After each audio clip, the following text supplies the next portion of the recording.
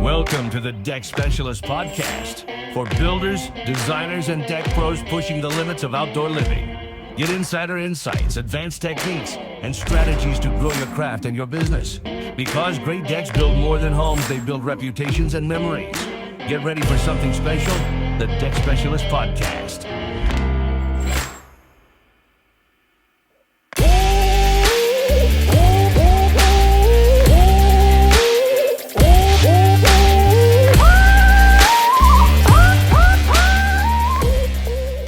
It's so good to see you again, Kevin.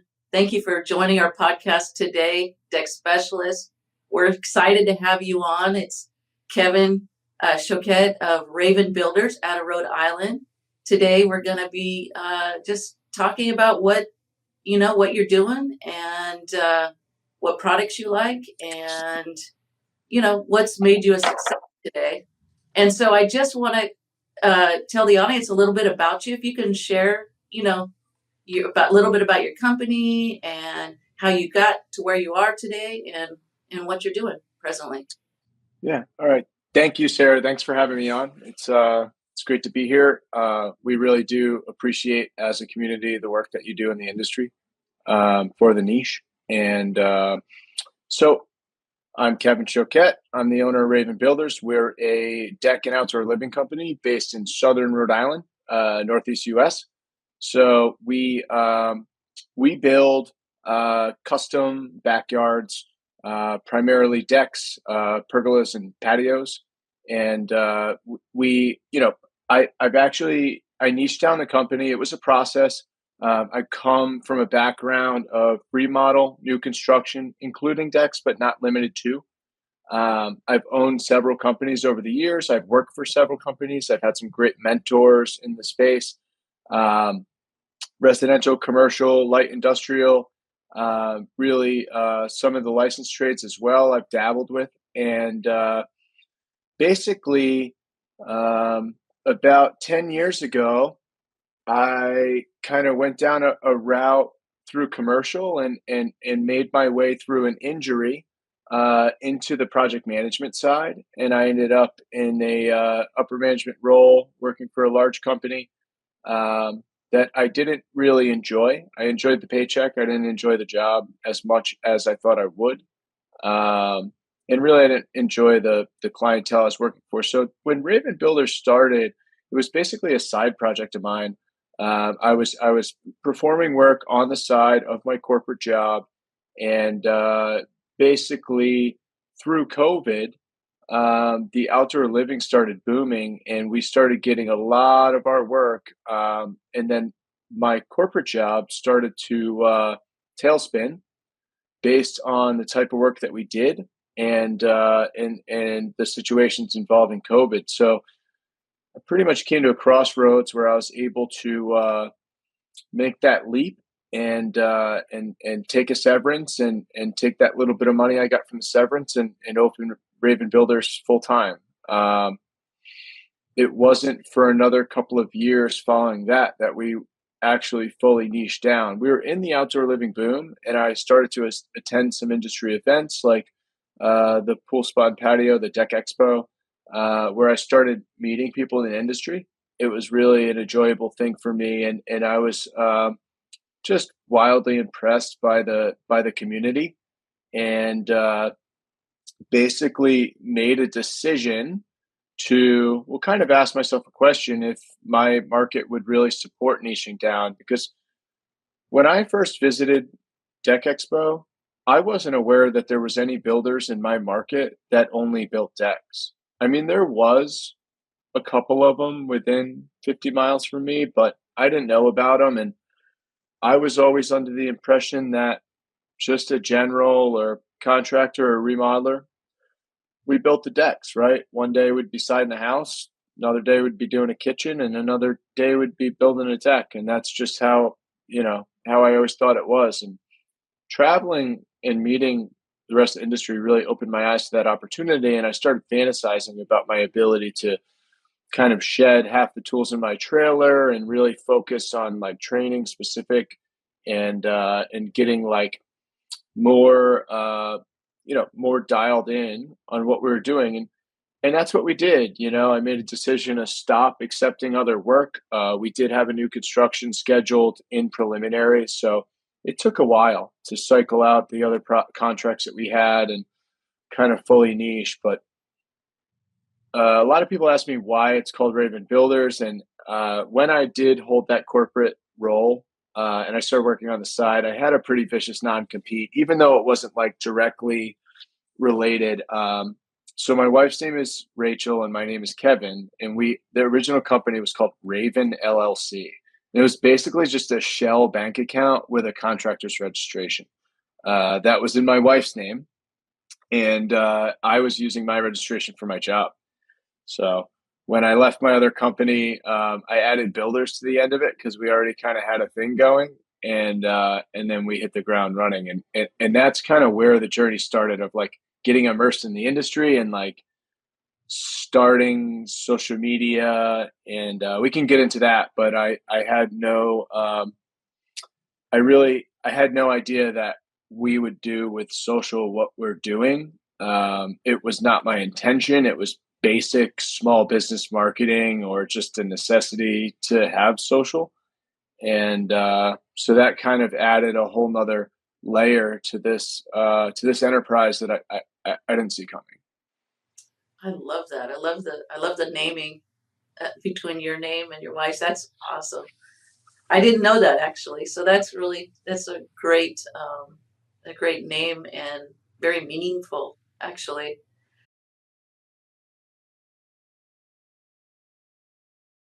Honey, look who it is. I heard you got a new deck. It's a deck warming gift. It's a work of art. Knock, knock. Hi, neighbor. Happy deck warming. Thanks, Gladys. Brought you a deck warming gift. Every deck needs a gnome. Sweet. Hey, careful. When you build with decorators, the neighbors will notice. Decorators stand out. Surprise! So you had mentioned Deck Expo, and I just remember Dallas. We were at Dallas, and we were at a after party event, and I ended up sitting down with, like, he's a sailor. He's one of your crew. Can you tell me about him? Oh, Bonesaw? Bonesaw, that's his name. Mr. Saw? Yeah. Yeah. So, oh my gosh, what a crazy character. So Mr. Saw, he's actually back on the ocean. So he's fishing again.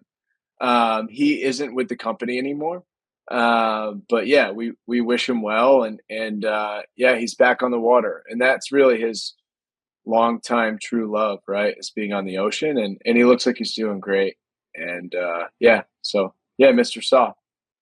That's great, because I know he had said he had been on the water for like 30 years, and he came to just building with you. But I asked him, I said, well, what made you pivot? And he's like, well, this is just a great crew to work with. But I guess the water drew him back, huh? His mistress drew him. The ocean was calling, yeah. Oh, I love that. So yeah, it was, we had a chance to sit down there, and you and I talked a little bit as well. And we were kind of talking about materials and some of your building. And so if you can just share a little bit about like what you're doing right now, and, you know, some of the materials that you're gravitating towards and that you like to use and the reasons why, that would, you know, be helpful for other builders to know. Yeah. So we're always chasing the best opportunities we have to leverage the technical abilities of products. So kind of everything that we've built. So all codes are based on failures. Okay. And I like to think that our builds are based on my previous failures or my project's previous failures. So we identify what the typical failures that we see in the field, that we've experienced with warranty claims with our previous projects. So basically, we went through and the first Deck Expo that I went to in Dallas, okay, that was like the first one after COVID. I can't remember like exactly how long ago it was. That was my first attendance. And I met Scott Kelly from precision construction in Colorado, and I really knew nothing about steel framing. Like I had done steel framing in the commercial world, but I knew nothing about it for a residential deck. I'd never heard of that application. So that was one of the things I started looking at, and come today, then we're introduced the opportunity for structural composite framing with Owens Corning, and today that's 100% of our projects are alternative framing, right? So we start with a structure. We're placing either galvanized powder coated steel or fiberglass reinforced composite, structural composite on a helical pile, and that, so I'm building very differently than my entire career getting to this point, right? Like none of those products did we ever employ. We were on concrete footings. We were building with pressure treated southern yellow pine. My my upbringing is a lot of tropical hardwoods, a lot of Ipe and Garapa, the coastal areas. But now we've seen this massive shift into composites, and now it's reaching the upper end of the neighborhoods as well. So we're really getting products that we can present to a client that typically would decline anything that's plastic. And really we're getting products that really their aesthetics, their performance puts us in a world that we can sell those products, we can install those products on a project for that type of clientele, and really give them that low maintenance opportunity for their outdoor space so they can spend their time enjoying it. Aluminum railing, like not a big thing here up until pretty recently, right? Like, I mean, we were still drilling hardwood posts and running our own cable systems and all that kind of stuff up until the last decade, right? Aluminum railing has shown up in the Northeast by storm, and it's really gaining a ton of popularity. Frameless glass, like all kind of new products for this market in my experience, so basically we're trying to build a lifetime project, and we need products that not only can last a lifetime, but that can stay put and look good for a lifetime, so when we're talking about using glass reinforced framing and glass reinforced decking, that really limits the thermal expansion. It's very straight, it's very flat, it's very true. And then also like manufacturing consistency is really, really important to us. I don't want to be receiving damaged product. I don't want to be receiving crooked product. We need a level of manufacturing quality. And that's why we like to find our brands, find where we fit, find those opportunities for the products that really have consistency in that high quality, and then that's where we live, unless something better comes along, and then we're going to investigate. We're always looking at the newest and greatest opportunities to build a lasting project with the best aesthetics, and give us that. We like to push boundaries. We like to have products that we can really do things that you wouldn't typically want to do with some of the other products because they will fail, So we're always trying to push every product to its absolute limit and then back it off one click, So when you're choosing between products, let's say you're choosing between framing types or railing types, is it design first and then materials, or do the materials influence the design? Or what is your order, and how do you convince homeowners on the higher cost products that you're leaning towards? Yeah, so that's definitely a two-part thing. So I'll say that deck boards are gray and brown. They come in many different shapes, sizes, and colors, but they are gray plastic, brown plastic, or they're wood, right? And beyond that, when it comes to the design, I think that's the creativity where you really want to start with a blank slate and then you can paint fill colors into it. Um, you're looking to add textures, right? And I think that's where we've just found a really great balance of getting a little bit of stone, a little bit of wood, and a little bit of metal into every project, right? And then we can complement those with each other. We kind of have this modern fusion happening up here in New England that we're like trying to capitalize on and be a little different than all the other houses in the neighborhood. But most of our projects, you can see metal and you can see, I mean, it's plastic, but it looks like wood, right? At the same time, and that's really, we're trying to kind of balance that fusion. So we don't typically design around the materials because they all are neutral and they all work together. We can throw a piece of stone, a piece of metal, and a piece of decking at any one of our jobs and it's going to look awesome. Because the true like the true art that happens like in one of those designs is really driven by the craftsmanship and like the attention to detail, right? And you could, I wouldn't, but you could pull that decking off and replace it with a different brand, and the project will look exactly the same when we take the final photo. It'll look very similar from a drone, from far away. Maybe not against Pioneer because that we have some stunning boards that we had the cover photo of your magazine, and that decking is just clearly stunning from a distance, right? It can't be mistaken for another board. So I might have to digress on that comment, but basically what I'm saying is it really, the materials aesthetics don't make the project as much as their performance does for long-term value, right?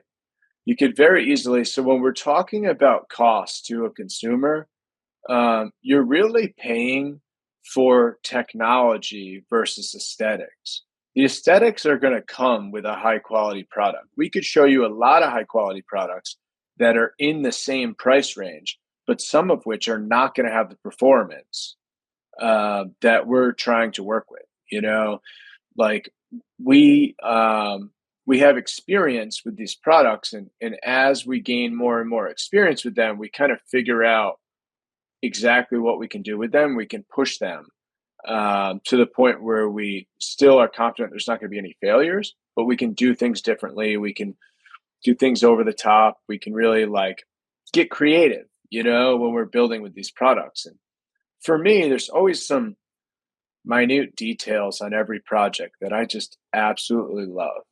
Like the last job that we just built, it had like a curved face on a patio. So it was like an 8-foot set of stairs, only like 4 steps that came down this patio that had a pergola on it. And the way the patio went from the bottom of the deck stairs across the way to a driveway. And the corner of the driveway was much wider than the edge of the deck, the stairs. So although that was curved, it was asymmetrical, right? So with the pergola overhead, I said, oh, what if we fly the tails like long?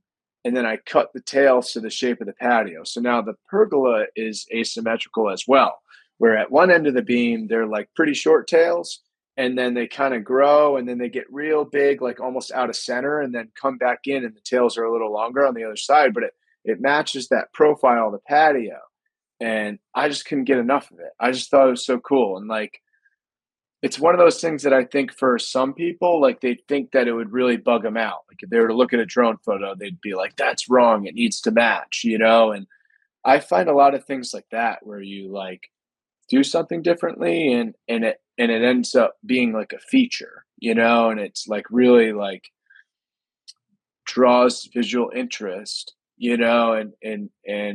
so when we're talking to consumers based on like getting the price for the premium products, Like decking is a really good example, right? If we're putting down a deck board that costs $3 a linear foot, and a lot of guys will go, "Oh, well, I can't sell PVC. It's like $7 a foot." It's like, okay, but that's you're building a deck that you're charging $100 a square foot for.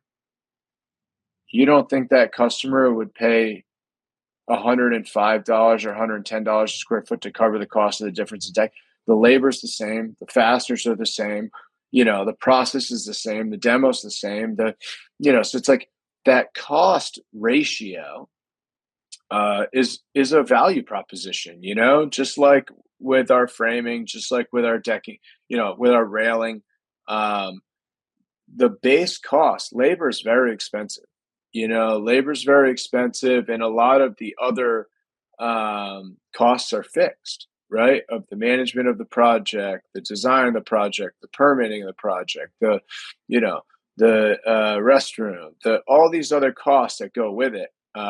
So when I look at like, I don't position anything like an upsell on products. Like lighting, for example. A lot of people don't have they haven't had much luck with selling lighting, and I think it's because they position it like an extra add-on.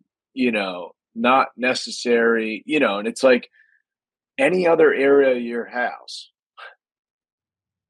Lighting is not an option; it's a necessity.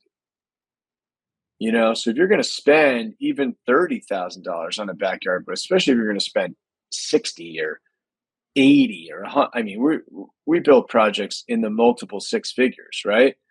But I think it's the small ones that are the hardest to sell lighting on, because if we're only building a $20,000-$30,000 job, then to have $3,000 to $5,000 in lighting seems outrageous.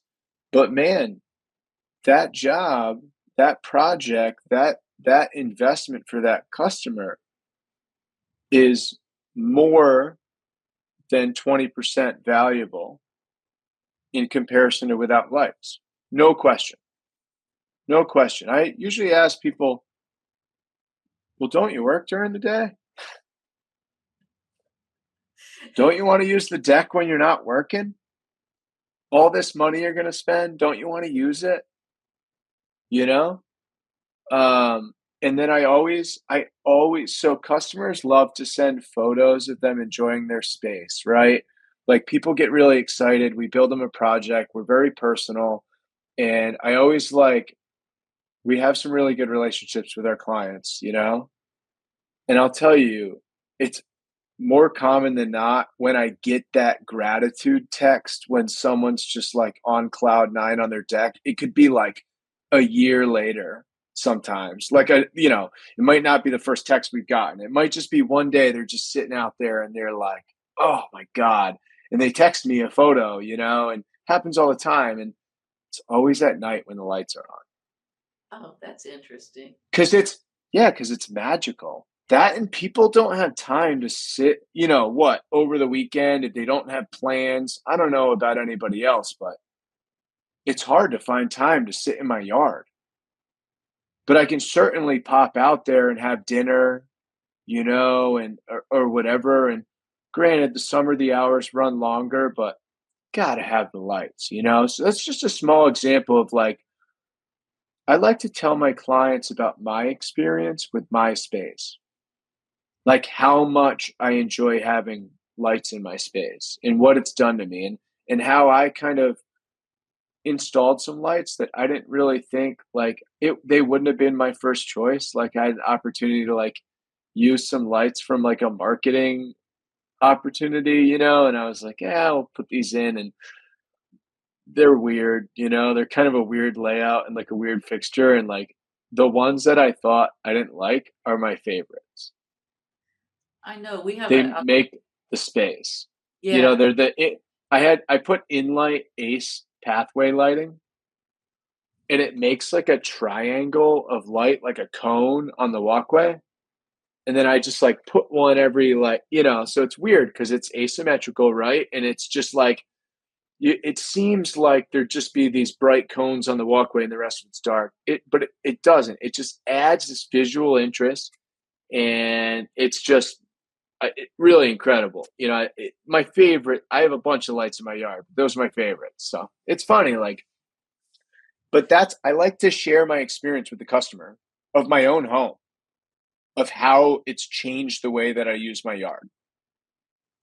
Well, I have a very minuscule version of that lighting. We put up, I kid you not, Christmas lights in our backyard, something like 20 years ago. Like, the bigger bulbs. Those things Yeah, are still going to this day. And so, you could turn those things on at night and you can sit there and enjoy that back space. And yeah, it's, nothing like on the level of what you're describing, but at the same time, we wouldn't be able to use the space, without that lighting. And so I love that you describe it from a personal standpoint, because how better to sell a product or a vision than explaining your own, use of that type of space. But given that, when you had described that asymmetrical, the pergola and cutting it off and so forth, how did you sell that to the homeowner? I mean, did you use AI to show them, or are you using some sort of program? How did you get them to see your vision no. and to adopt that? So the asymmetrical pergola, that portion of it was a decision made on the fly with a discussion. I make a lot of like interesting design. Most of the stuff that you see that people are like, oh wow, that's cool, or that's crazy, or whatever, that's not on the plan. I'm very much like, we do very simple renders of projects. We don't get like granular with detail. I don't add specific perimeter details or stair details to a render, right? Like, it just pretty much gets auto blanketed with decking and picture frame in our program. We design our projects in Chief Architect. It's not as customizable nearly. It's not even in the same ballpark as like a SketchUp, CAD, but for us, but actually that project was a design collaboration. So we had our render for that one produced by well, I actually don't know now. That might have been 33 North collab. The guys from Tech South. I don't know though. Now I'm kind of backpedaling on that because I think it might have just been a cheap render, but I might be wrong. So some of our projects we do design collabs. We work with David Settermeyer, and we also work with 33 North, which is Robert Deck Da Vinci and Deck South. So I was actually supposed to talk to them next week. So I'm going to sit yeah, down and talk with them next week. So yeah, we that's work with them. We work with them quite a bit. We work with David Settermeyer too, Under the Sun Concepts. Collaboration's important to me. And I'm no good with SketchUp. I can use the program, but I don't. It's something I'm not going to probably plan to chew off anytime soon. I also like the collaborative effect, because if David designs something for me and then I put my touch on it, we create something that's really, really epic. That's award winning. That's my details and his details put together are just an elite standard that's hard to beat. It's hard to reach. I agree with you. Um, he and I have spoken at length as well about the design, and I had asked him something similar where I said, when you're working with a builder, do you find that even your skills get elevated? He said, yeah, because that collaboration and that cohesion between ideas, it creates something even better than individually we can create on our own. And to that end, do you think that is a direction that the industry is heading in, with more collaboration and more deck design, or do you think or I should say, how do you think that AI might play into that? Because Now AI has its own influence in design. So, as a deck builder, how do you balance that design to elevate your projects to the next level, as the years come forward? So, I mean, yes, I think that the collaboration is so I'm going to say this. I was doing some work in a town. It's between it's kind of on the way to Newport, Rhode Island, if you've ever heard of Newport. Jamestown is the little island that connects through a couple of bridges, Newport to the mainland, on the western side. And there's a house being built over there, that's really probably the most impressive residential build that I've ever seen. It's not the biggest house I've ever seen, and it's probably not the most expensive, but I'm sure it's very, very expensive, millions. But the details on this house, just in every shingle on the home, every landscape detail, every like just the window and doors and layouts, and I haven't even seen the inside. Just the exterior of this home is just absolutely stunning. And I was telling my guys, just as an example, is that anybody, well, there's a lot of people that could build that home off a set of plans. That's not the only builder that could build that home, but that could very well be the only designer that could design that home. I mean, it is. That architect is a savant. I mean, he's famous. He's got the reputation for it. He probably charges whatever he wants to design a home for somebody. But my point is that you're limiting yourself, and if you're like me and you're more interested in being creative in the field and like building cool stuff and elevating process and performance and all that, like those are the things that drive me the most. It's very unlikely that I'm going to be the best at both, at designing and at the performance or the building end of it. So it's very rare that a home like that is design build. There is some of them, but most of them have just hired in-house architects that is their focus, like to get to that level. There's a lot of design build companies that build custom homes around here, but the ones that are like really at that high threshold are either working with high threshold designers, architects, or they've hired them or groomed them throughout the years, right? But basically, it's a different entity, right? So that's my experience, is that I'm limiting myself if that's where if I try to hold control over all of that, and I'm just not. I can never get outside of my vision, and I can never multiply my vision with another person's creativity, But Well, AI, I'll just say this now. Show me an AI plan and I'll tell you what it is. I'll call it a spade a spade. I mean, that stuff, sure. If you're trying to show a homeowner something what might look like in their backyard, sure. I don't have any. I honestly, I think AI is way overrated. Its performance. I mean, trying to prompt it to do the most simple tasks sometimes. And I've used and trained several different models. Extremely simple tasks. The limitations of it. It makes some really silly mistakes over and over and over and over again. It's not something yet that I think can really.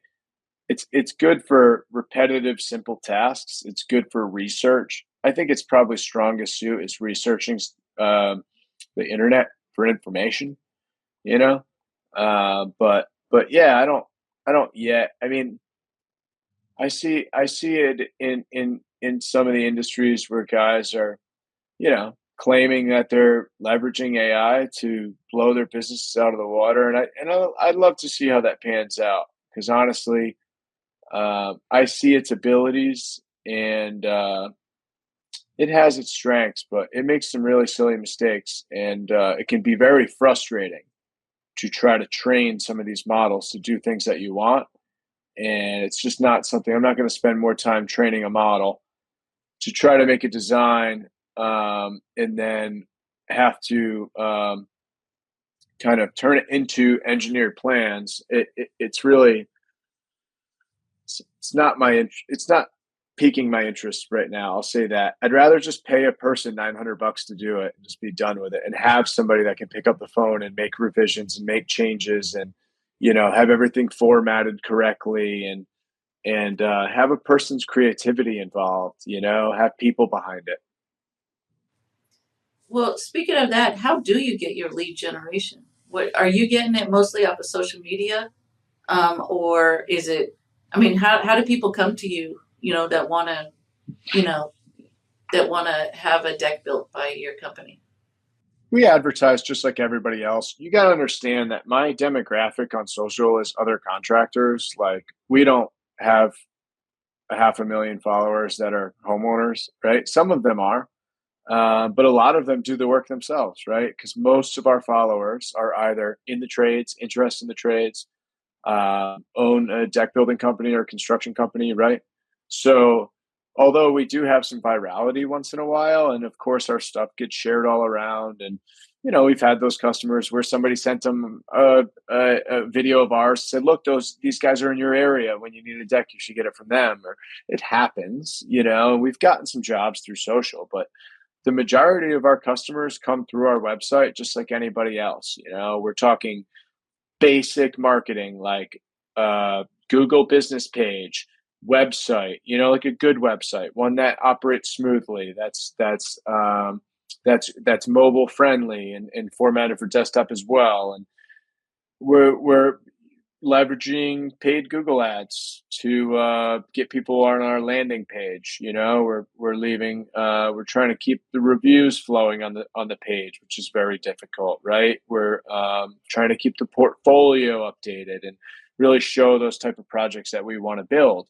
We're removing those old photos from the beginning of our time that aren't projects that we would want to build anymore. Just stuff that doesn't interest us.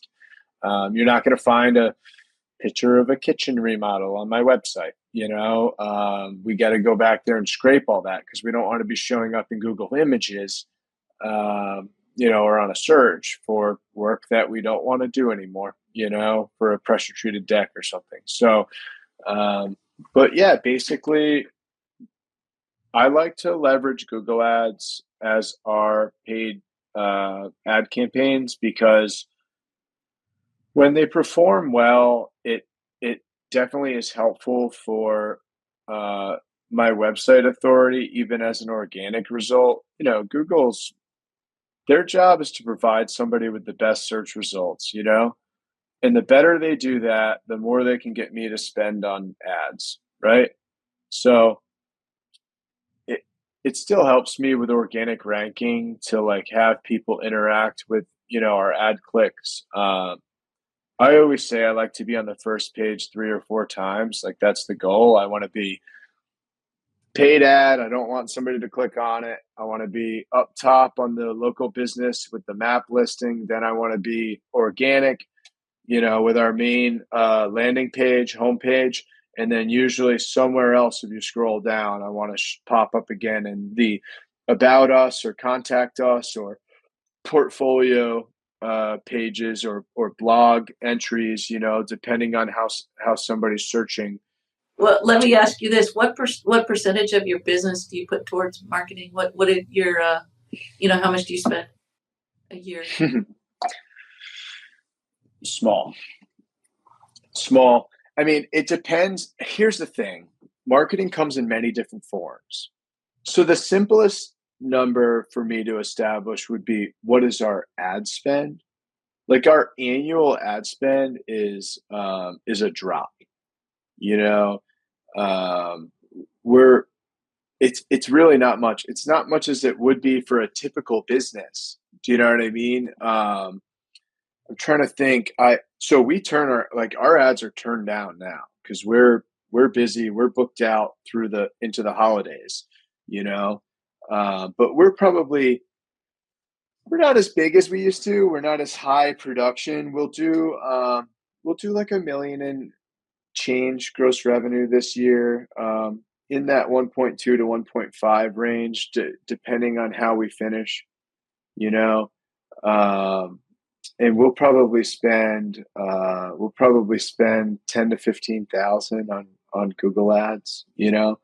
Um, really, like, we've built our organic reach to the point where we don't really need to be the ad click. What I see a lot of the time is that the people spending big ad revenue, big ad spend, are the companies that don't really belong competing with us. So like roofing companies that do decks now, you know, just like generals and stuff that they put a bunch of ad spend down for a bunch of different categories.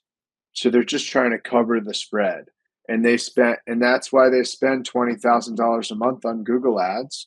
Um, you know, we only do 15 projects a year, or less, depending on size.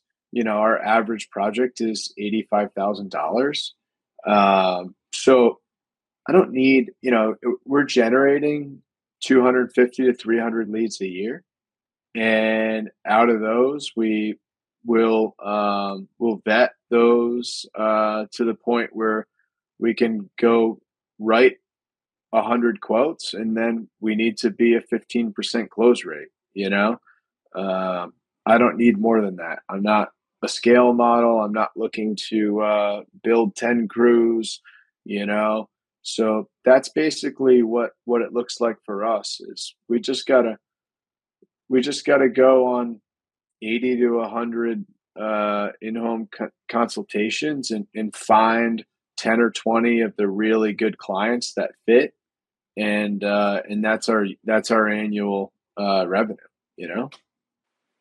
Well, it sounds like you're cherry picking the projects, and the people that you're working with, which kind of is ideal if you're going to have an artistic, stance in what you're doing and being able to work with the right people. But you also have this social media side, which is a whole nother, side of your business. And is that also, how does that play into your income generation? And, what is your balance between building and social media? Are you trying to simultaneously grow those presence, or do you want to stay on the building side, or how does that balance work for you?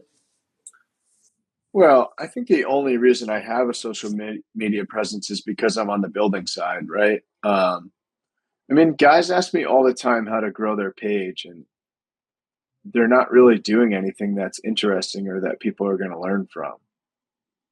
You know, so I don't know the answer to that question, because you could go viral for something silly, you get a bunch of follows, and then if you don't keep entertaining, you don't keep doing the trick, then people just will stop watching and the followers mean nothing, you know? For me, like, they go hand in hand. If I'm not, as a social media influencer, I'm worth nothing to most builders, right? Yes, they want to see the products. People want to hear about new products. They want to see the opportunities they have to level up their projects. But really, like, it's like anything. Like, in order for me to be able to show ads on my channel for products that we believe in, which is the only ads you'll ever see. We'll show off products that we believe in because we're partnered with those brands and they support us. In order to do that, I have to offer value to the builder. I have to have a show that people want to watch, and I have to be teaching them something or inspiring them or making them laugh. And that's it. That's the trade-off. It's just like the same thing as watching, you're willing to watch commercials to watch a good show, or you zone out for the commercials and you come back when the show's back on. But either way, you're on the channel, right? You're given the views. And we're basically a social media marketing company on that side where I've found opportunities through partnering with brands to not only support what we do as a company, and by that I mean like we do fun stuff, right? Like um, Chaz and I are going to a pro build team event with Owens Corning in I think a couple of weeks. We'll be traveling to go meet up with a bunch of other builders and have a great time and go see some other sites. And I do that kind of stuff often. And, if it wasn't for social, we wouldn't have those opportunities to do cool stuff like that. Next week, we're going to be hanging with another builder out on Montauk, Long Island, and putting down some OC lumber and some Everlast on a really awesome Montauk beach house. We get to do cool stuff, without those partnerships, we don't get to do that cool stuff. And I guess we still have to have the value proposition, right? Like if I just turn into that some people may claim that I haven't been on site that much lately, right? I'm fishing a lot, I'm fishing season starting and I'm traveling a lot, doing these contractor trainings and stuff, but I really enjoy that stuff. Those are the things that drive me is having relationships with other people in the industry and growing and learning and building and then of course tuna fishing, right? That's all I really want to do. I just want to get on the boat and get tight. So those are the things that drive me, that make all of the nonstop effort for this brand worth it, because I'm sure people understand that if you're going to be in the field working 40 hours a week, and then, anybody could, if you find somebody who ever DMs me and asks me a question, they'll tell you, like, I respond, right? Like I've built a following based on being present.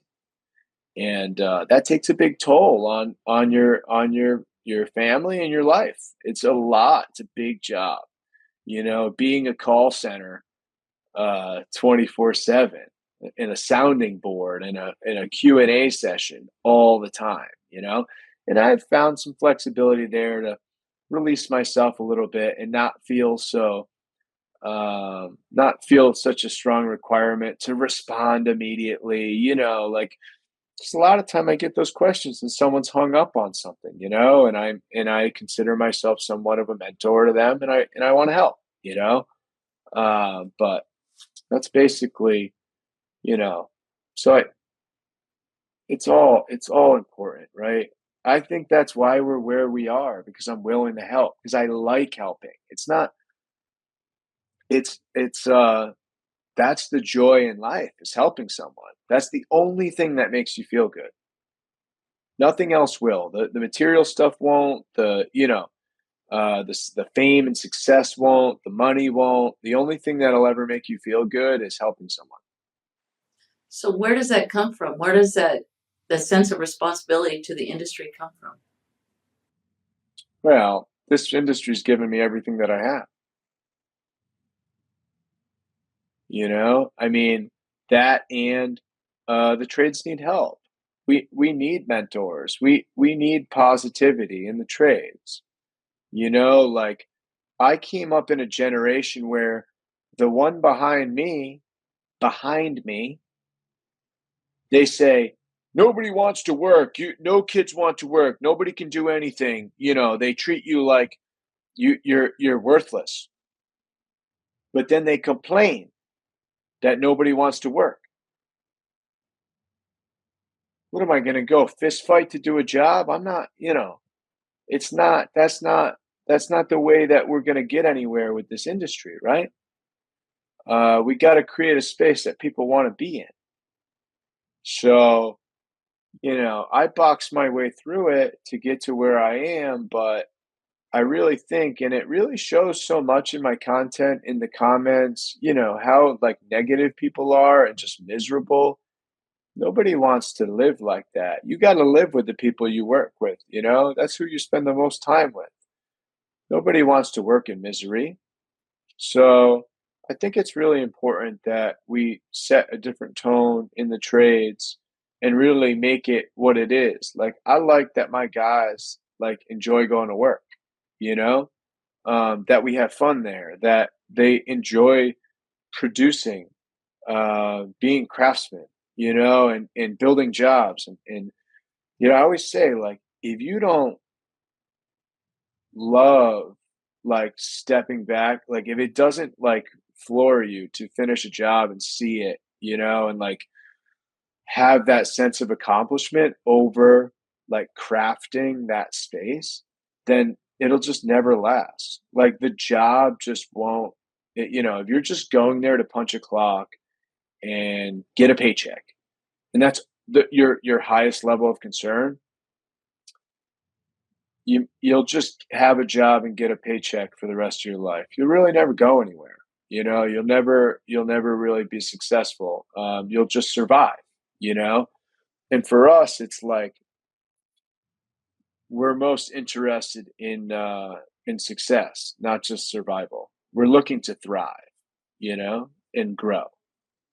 What does it take for a builder who may not be at your level though, and to come up in the industry, to elevate themselves to that higher level that you and other builders are at? What does it take for the person that can build, but it still isn't at that level? Maybe they have the craft, but they don't have the artistic value. So how do they build that for themselves? Collaboration, or it's I mean, you gotta surround yourself with people that are doing the things that you don't know how to do. That's it. There's so many things that we do that I didn't invent. I just saw other people do them. Maybe I put my spin on them, but I mean, we all share the same opportunities, the same materials, and the same tools. It's just the people that want to be open-minded and try new things and aren't afraid of failure. That's why I'm successful. And I'm not saying I'm the pinnacle of success here. Like I got a lot of things that I'd love to do that I haven't been able to do yet. And, but I'm not afraid of failure. I'll do it. I'll try it. I'll go down in flames if I have to, because if I don't, then I didn't even try, So I think a lot of guys, they don't want to step out of their comfort zone, and everybody just assumes that everybody else is comfortable doing what they're doing. And that's just not the case. Like at some point you have to learn, um, you know, every single legendary anything had to take their first shot, like everybody's got to start somewhere. And I think a lot of people just, certain things, they just think that they don't have, you know, the ability to get there. And hey, there might be some things that you're not good at. And that's why delegation becomes important, for me, it's more like things that I don't enjoy, there's a lot of things in my business that, I'm different than like the path that'll be chosen for you by a lot of the guys out there that'll tell you how you need to run a business and scale a business and grow a business and do this and do that and sell the business and all this. And it's like, I like my business. I'm not trying to sell it, like I started it for a reason. I still got so many things I could do with it. I want my company to be employee owned. I want to give it to the guys and then start something else. Like that's my goal. My other goal is to take my whole team to Costa Rica, and do like a legit like family trip every year with the whole team and their spouses, and maybe someday the kids and all that. And yeah, and my magazine connections. And, Can I join your yeah, company? so like those are the things I think that people, they hold themselves back, and I do too, right? There's things that whether it's, organization or laziness or whatever, like there's things that get left, like opportunities that get declined, but you got to, on the other side, you have to take care of yourself. You have to position yourself for success. You can't, Ron Swanson, don't never half-ass anything, just whole ass something, right? And like, just if you bite too much off, then you can't chew it. So you got to find balance. And but yeah, I think that we're our biggest limitation, is our it's self-centered fear. We're afraid of failure and we want to protect ourselves, and we limit ourselves based on that. So, you know, I've done some crazy things, and the one thing I can say is, like, I come from substance abuse. I got clean. Oh my God. I think I saw 13 years in, wait, was it 12? Hold on. Was it 26 right now? 12. It'll be 12. Sorry, 12 years. I almost got the year short. 12 years in July. And the one thing that I can say is, ever since I got clean, so before getting clean, I used to say I would do a lot of things and I would never do any of them. And then when I got clean, I started figuring out that the things that I, obsess about, I just do, and it's like, that's who I am. Like, I'm obsessive, I'm compulsive. If I want something, I get it very quickly. It's a blessing and a curse. So for me, like, the business was successful very fast. And by successful, I mean it could stand on its own 2 feet. It was producing revenue, like that. You have to own a business for 2 years without being able to make a profit. Like, we were making a profit the first week in business. You know what I mean? We were turning projects and making money. So I was already making more than I was making on my job within the first couple of months of owning this business.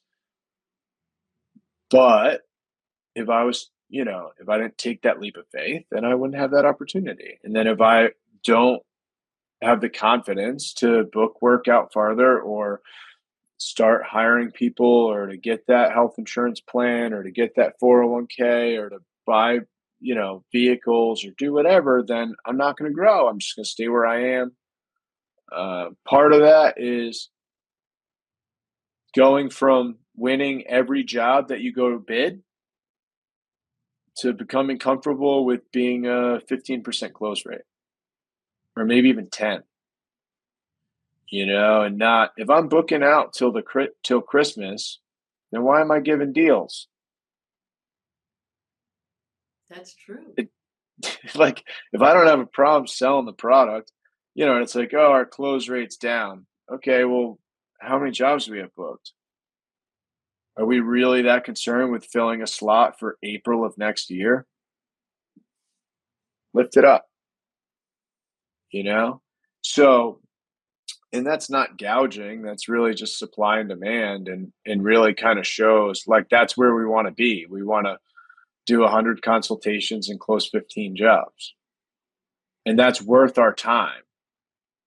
That's worth our time. And when I say 100 consultations, it's probably not that many. I don't have those numbers in front of me for, like, where we're at right now, but it's probably more like 70 or 80 to close 15, we're probably 20% rate, but it could be a little high, and I always, like, the newer guys are like, I'm like, what's your close rate? Half, 75%, like, huge, because they're obviously have a lot of value and people see that, and they're not charging enough, and that's another reason that you'll never be able to grow. Because at some point, if you want to start giving your guys, or hiring guys, or giving them health insurance or anything like that, you have to charge like you have guys and health insurance. At some point, you can't wait until after you get it to start charging to pay for it, right? So, so I think that's a big stunt to guys about growth, is like, well, how did you hire a salesperson? I raised my prices. And I put commission on the margin. That's it. And I give it to the salesperson. Just like every other business out there that has commission-based sales, it's added to the price of the product. So things like that. I mean, you got to. It takes some faith. It takes some faith and courage to grow. If you build it, they'll come, kind of thing, right? Yeah. yeah, you have to position, you know. I just and that's not to say that I want to really grow the business anymore. Uh, we are like we're getting by here. We're building some jobs, you know. We're doing a lot more than we used to do, like in the sense of, I've been doing biweekly live build events that take me away for 2 or 3 days a week, like twice a month. That's like my normal now, I'm on the road 2 or 3 times a month. And we'll still build just as many projects as we did last year and the year before, you know? So there's a lot of training involved in that. There's a lot of, a lot of resources that we have to employ to do that. But I'm not trying to build twice as many jobs as we do this year, next year. I'm not. You know what? Like, it's just, that's not my plan. I'd like to do other things. So that's what drives me. So I'm not, a lot of guys might not want what I have or what I built or my company, but the principles behind how I've built the company and how we've found success and a good client base and, marketed will apply to whatever kind of business that you want to run. You know, it's just the process and the systems that'll probably look a little different. We're small. We can get by with very basic systems. We use job tread. We're not, we don't have 16 people on a Slack channel all day talking about projects, right? We don't need 10 different people to touch a job. It's basically just Cody and I, really, in a group thread with the team. So it's very simple, right? Small is simple. I love that. So, as we wrap this up, tell me, what do you hope to see in maybe the next 1 to 3 years? As you keep it small, what do you want to achieve? I probably need to set some goals. We catch them pretty quick, and it always seems like there's some new opportunity turning over that just falls in our lap. We're very fortunate in that manner that I haven't really had to set any major goals, but I think for Raven, the next few years is going to be pivotal in the fact that I'd really love to see these guys need me much less.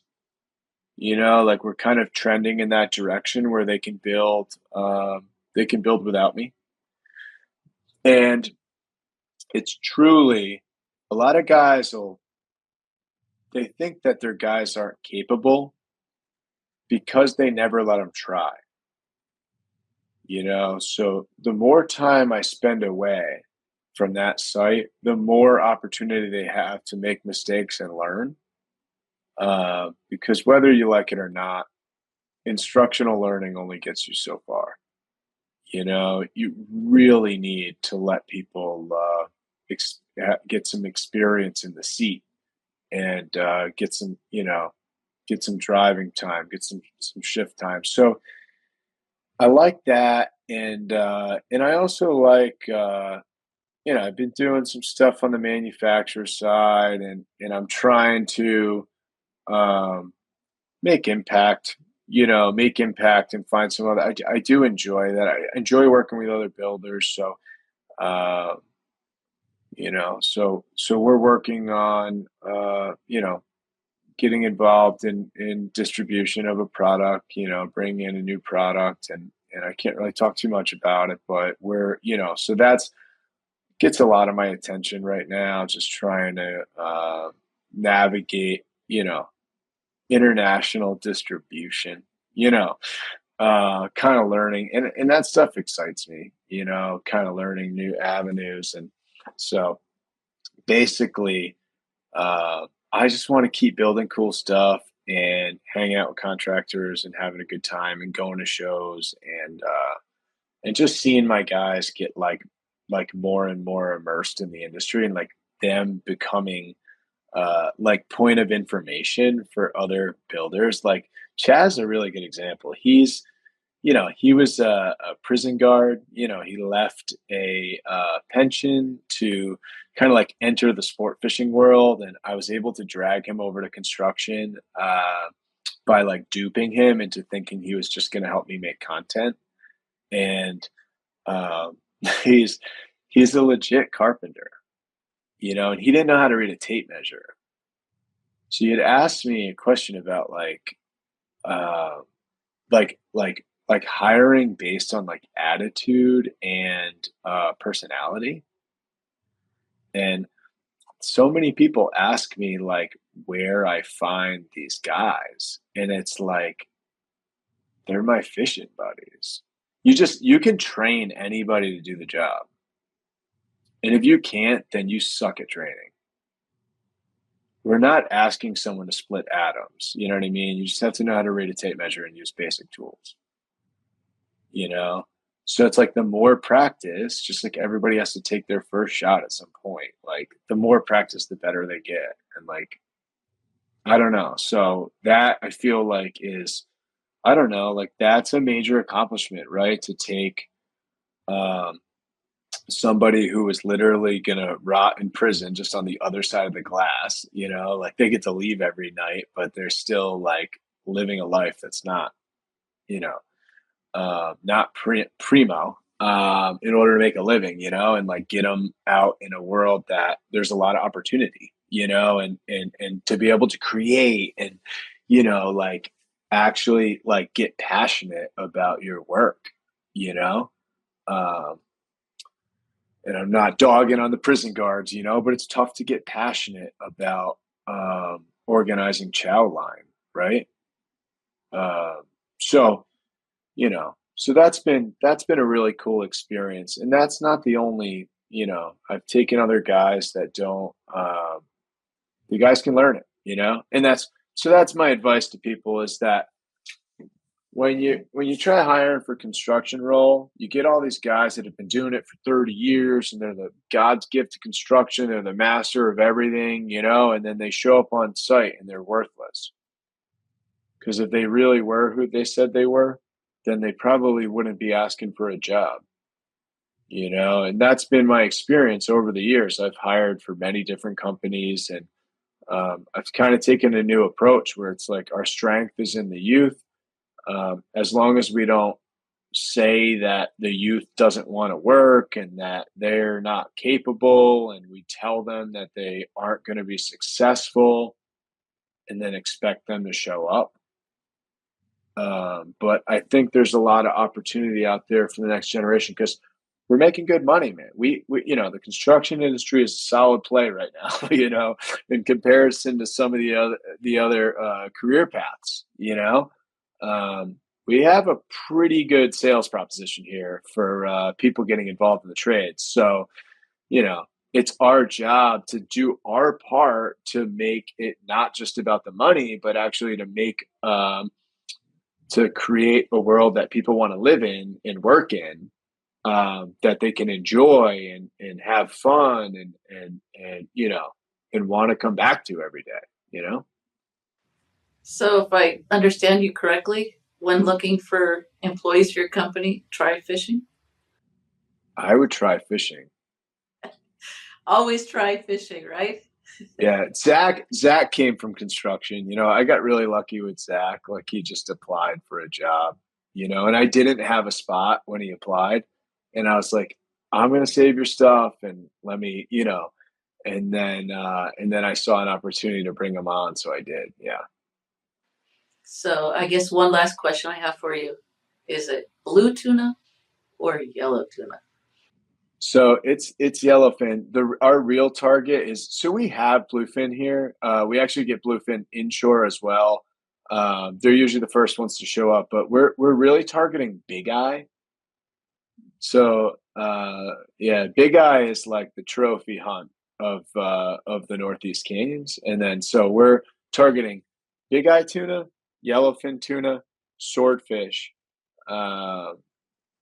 We do get some bluefin early and late season and in midshore, but yeah, wahoo, white marlin, blue marlin.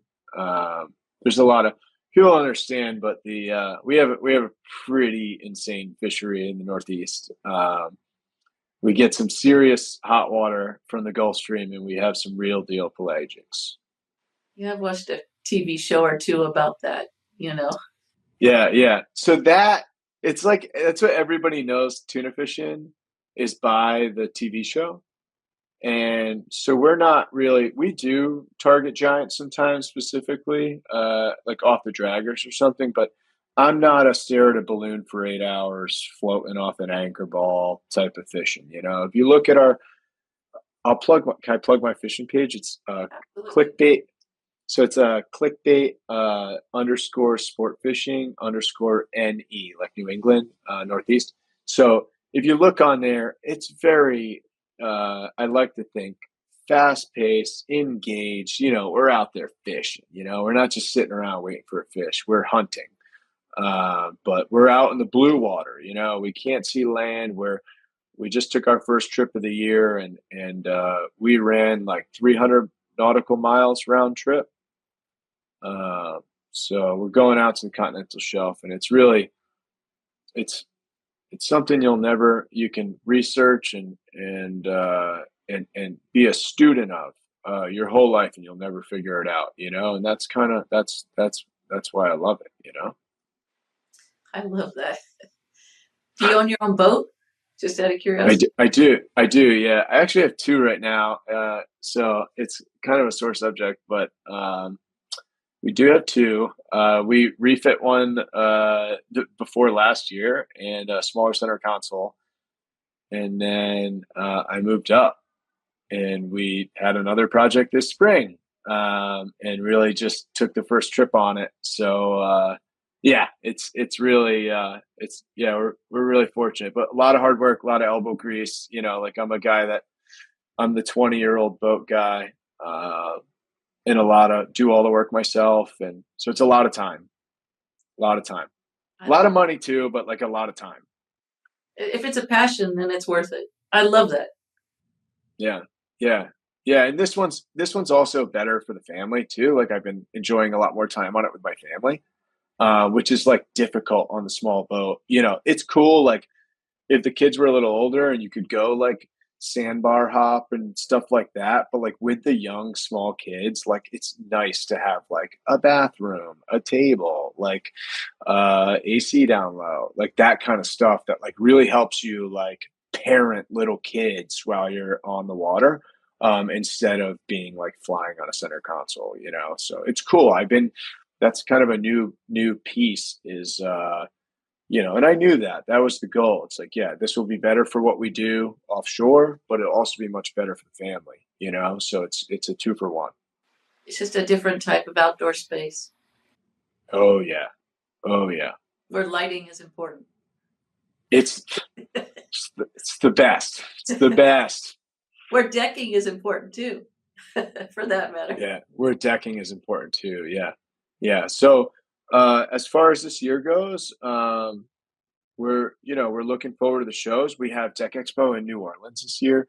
We'll be at Futurescape in LA and in Southwest Florida, right? So we have some really cool shows going on. Hopefully we'll be able to hit Hardscape North America this year, and just obviously International Builder Show, and then JLC Live. Looks like we'll be back on with another after party, hosted by ourselves and a bunch of our sponsors. So really looking forward to that. And also like we're doing some webinars with Everlast. So we're doing some decking webinars, which are easily accessible for everybody. You know, we have one coming up this week, and then of course, just a lot of alternative framing stuff, training stuff, and that. So keep us busy. Yeah, we'll look forward to, you know, following that and seeing, you know, the updates and stuff. But, you know, keep us in the loop, and we'll catch up soon. Thank you, Sarah. I appreciate it. I enjoyed. Thanks for this conversation. I had a great time. Yeah, thanks. All right. Take care. All right. See ya. Bye. Bye.